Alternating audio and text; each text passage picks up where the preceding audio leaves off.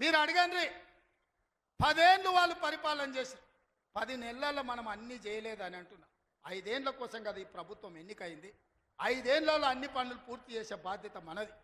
ఇవాళ అందుకే పేదలకు అనుకూలంగా పేదల పాలన ఉన్నది. పేదలు బాగుపడితే, పాలమూరు పచ్చబడితే వాళ్ళ కళ్ళు మండుతున్నాయి, వాళ్ళ కడుపు మండుతుంది.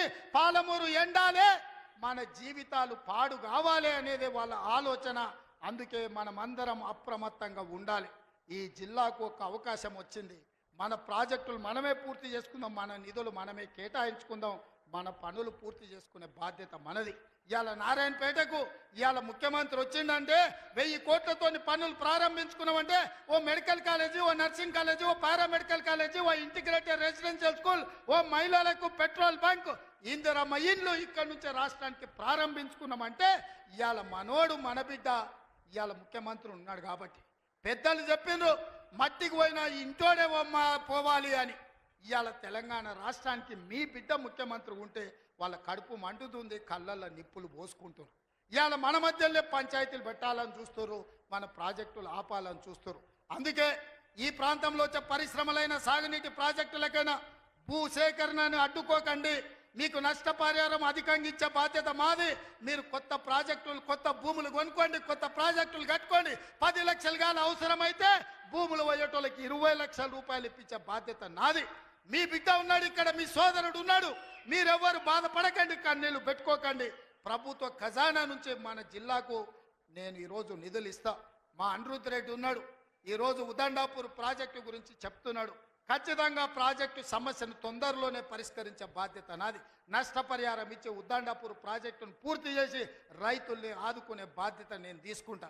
ఇవాళ మీ కష్టాలు తీరవకపోతే, మీ సమస్యల్ని పరిష్కరించకపోతే మీ బిడ్డ తెలంగాణ ముఖ్యమంత్రిగా ఉండి ప్రయోజనం ఏందని నేను మిమ్మల్ని అడుగుతున్నా. సంపూర్ణమైన విశ్వాసం పెట్టుకోండి.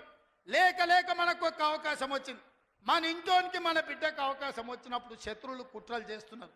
కడుపుల కత్తులు పెట్టుకొని బయలుదేరుతున్నారు. కౌగిలించుకున్నట్టే ఇకిలిస్తున్నారు. కౌగిలించుకొని కడుపుల కత్తులు పెట్టి పొడిచి చంపాలని చూస్తున్నారు. ఇట్లాంటి సన్నాసులకు గుణపాఠం చెప్పాల్సిన బాధ్యత పాలమూరు జిల్లా యువకుల మీదనే ఉన్నది. మిత్రులారా, పనిలో నిమగ్నమై ఉన్న పనులు చేసే బాధ్యత నాది, కాపాడుకునే బాధ్యత మీది. మళ్ళీ రాదు ఇట్లాంటి అవకాశం.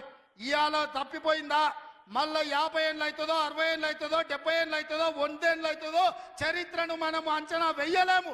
ఇవాళ వచ్చినప్పుడే మన ప్రాజెక్టులను పూర్తి చేసుకుందాం. పాలమూరును పూర్తి చేసుకుందాం, కల్వకుర్తిని పూర్తి చేసుకుందాం, భీమా, నెట్టంపాడు, కోల్సాగర్ను పూర్తి చేసుకుందాం, మక్తల్, నారాయణపేట, కొడంగల్ ప్రాజెక్టును పూర్తి చేసుకుందాం. కొడంగల్లో పరిశ్రమలు తెద్దాం. మన ప్రాంత నిరుద్యోగ సమస్యని పరిష్కరిద్దాం. మీరందరూ అండగా నిలబడాలి. ఈ ప్రాంతాన్ని అభివృద్ధి చేసే బాధ్యత నాది. మళ్ళొక్కసారి సూటిగా కిషన్ రెడ్డి గారికి, బండి సంజయ్ గారికి, కేసీఆర్ గారికి, కేటీఆర్ గారికి నేను సవాల్ విసురుతున్నా.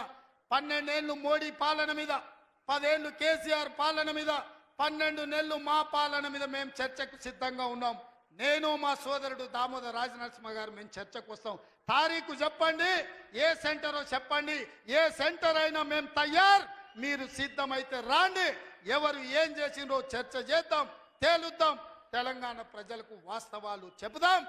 ఇంత గొప్ప కార్యక్రమాన్ని ఏర్పాటు చేసినందుకు మిత్రుడు శివకుమార్ రెడ్డి గారిని, అదేవిధంగా కాంగ్రెస్ పార్టీ కార్యకర్తల నాయకుల్ని, మా పర్ణికమ్మను మనస్ఫూర్తిగా అభినందిస్తున్నా.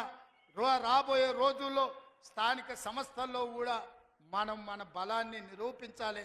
పాలమూరి మొత్తం ఏకమై ఎవరిని సరిహద్దులకు రాకుండా చూడాలి. ఆ చూసే బాధ్యత మీదే అని తెలియజేస్తూ మీ అందరి దగ్గర సెలవు తీసుకుంటున్నా. మీరందరు సిద్ధమేనా?